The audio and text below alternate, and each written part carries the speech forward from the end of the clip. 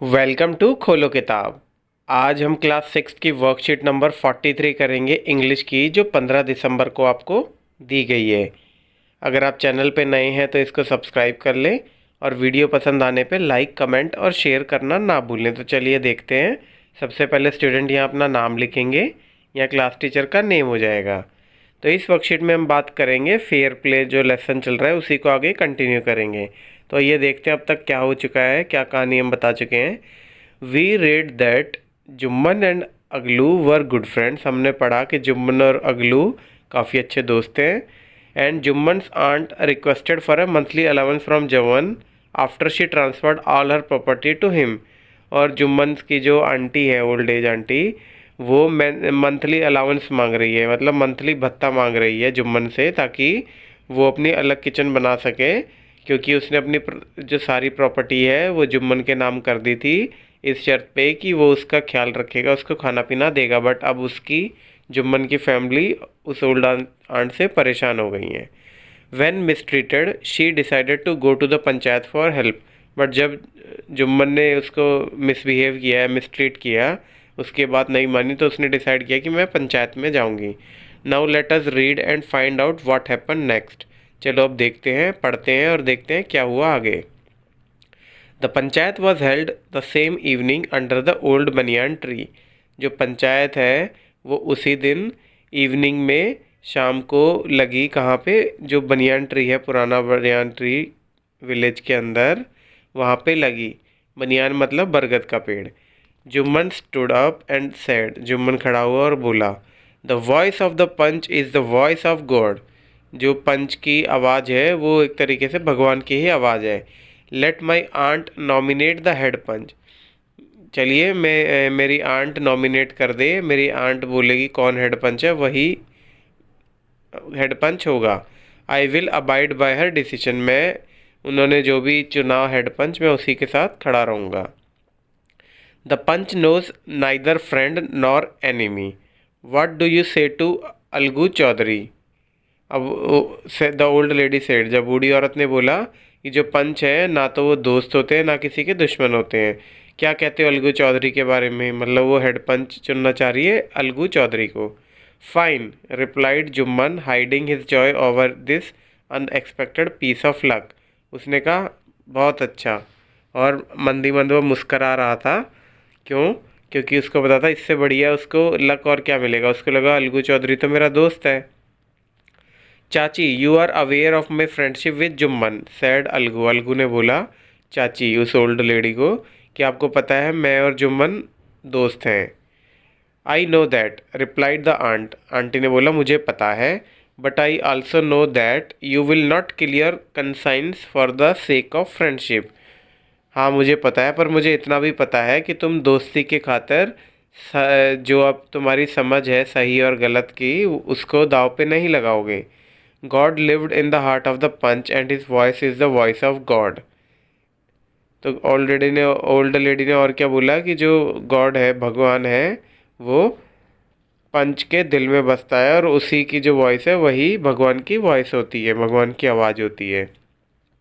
And the old lady explain her case. और old lady ने अपना केस एक्सप्लेन किया। Jumman said Algu, you and I R old friends. Jumman बोलते हैं, जुम्मन सैड अलगू, अलगू बोलता है जुम्मन को कि तुम और मैं बूढ़े बहुत पुराने दोस्त हैं। Your aunt is a dear to me as you. जो तुम्हारी आंटी है ओल्ड लेडी, वो भी मेरे से इतना ही प्यारी है मेरे जितने तुम हो। नाउ आई एम ए पंच, अब मैं एक पंच हूँ। You and your aunt are equal before me. तुम और तुम्हारी आंट मेरे समक्ष दोनों इक्वल हैं। वाट हैव यू टू से इन योर डिफेंस। तुम अपने डिफेंस में क्या कहना चाहते हो, या तुम अपने पक्ष में क्या कहना चाहते हो। तो जुम्मन बोलना शुरू होता है, 3 years एगो, 3 साल पहले, my aunt transferred her property to me. मेरी आंट ने वो जो उसकी प्रॉपर्टी थी वो मेरे पे ट्रांसफ़र कर दी, मुझे दे दी। I promise to support her as long as she lived.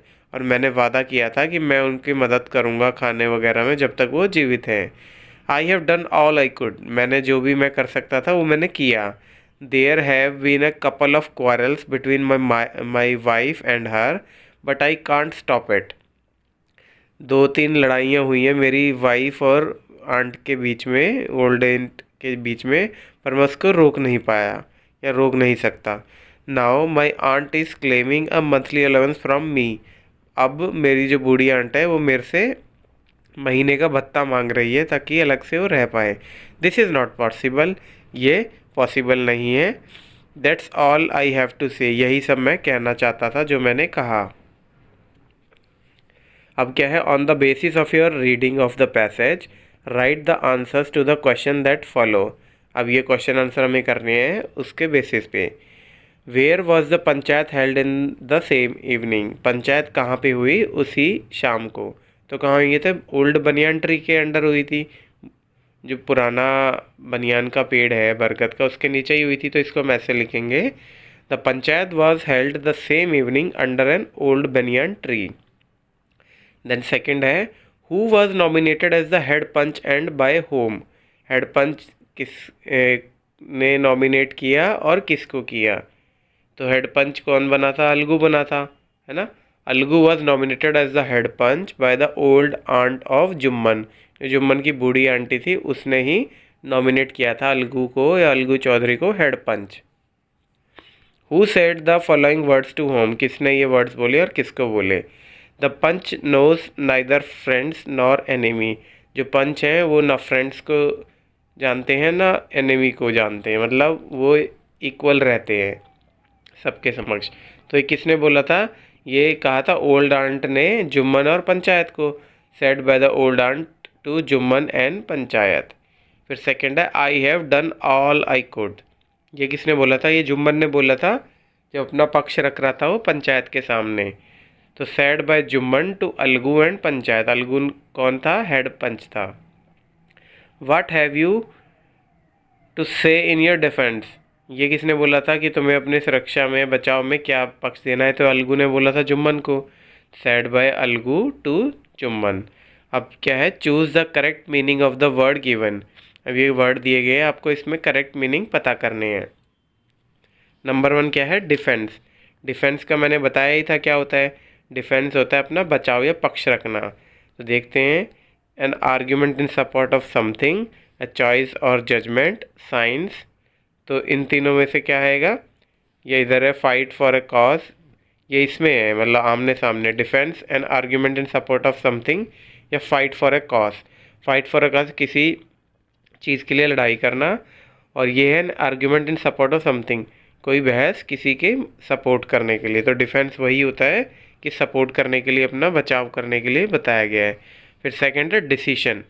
Decision क्या होता है, या तो होगा अ चॉइस और जजमेंट, और टू वर्क क्विकली, जल्दी से काम करना। डिसीजन होता है किसी को चॉइस करना, डिसाइड करना, अ चॉइस और जजमेंट, तो इसका भी ए हो जाएगा। फिर थर्ड है कंसाइंसेस। कंसाइंसेस मैंने बताया था जो सही और गलत की समझ होती है आदमी की, उसको बोलते हैं। तो ए साइंस और दूसरा मॉरल सेंस, तो इसमें आ जाएगा आपका मॉरल सेंस। इसी के साथ आपकी ये वर्कशीट आज की कंप्लीट हुई। मिलते हैं नेक्स्ट वीडियो में नेक्स्ट वर्कशीट के साथ।